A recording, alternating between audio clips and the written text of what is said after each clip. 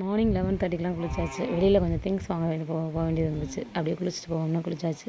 அப்படியே குளிச்சுட்டு வெளில வந்தேன்.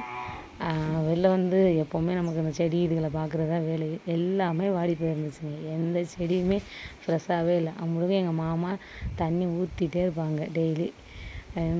எதுவுமே ஒரு இம்ப்ரூவ்மெண்ட்டே கிடையாது. அதோட அப்படியே அதை பார்த்துட்டு நான் ப்ளவுஸ் கட் பண்ணி பார்த்தேன். யூடியூப் பார்த்து தான் கட் பண்ணி பார்த்தேன். அது சும்மா அந்த பொன்னாடை பொருத்தம்ல அந்த துணி, அதில் அந்த front neck, back neck, sleeve, அந்த பட்டி எல்லாம் கட் பண்ணி பார்த்தேன். அப்படியே அதை கட் பண்ணி பார்த்துட்டு உள்ளே போனால் என் பையன் ஐஸ்கிரீம் சாப்பிட்டுட்டு இருந்தாப்புல. அவங்க அப்பா வாங்கி கொடுத்துட்டு இருந்தாங்க போல். எங்கள் பெட்டில் உட்காந்து ஐஸ்கிரீம் கிண்ணத்தில் வச்சு சாப்பிட்டுட்டு இருந்துச்சு. அப்படியே பார்த்தா சாப்பிட்டு அது பக்கத்து வீட்டில் போய் விளாண்டுக்கிட்டு இருந்துச்சு. எங்கள் வீட்டு மரம் கொய்யா மரம் வந்து பக்கத்து வீட்டு வரை போகும், அந்த பக்கத்து காம்பவுண்ட் தாண்டி. அப்படியே அந்த கொய்யா மரத்தை பார்த்தா அம்புட்டு காய் ஃபுல்லாக வச்சு பிஞ்சிலே விரும்பி விரும்பி உதிர்ந்துட்டே இருந்துச்சு. அப்படியே என் பையன் வேறு என்னை அம்மா தூக்க சொல்லிகிட்டே இருந்தான். தூக்கி சுற்றுன்னு. அவனுக்கு அது சொல்லக்கூட தெரியாது. சுற்றுன்னு ஒரு மாதிரி அழகாக சொல்லுவான்.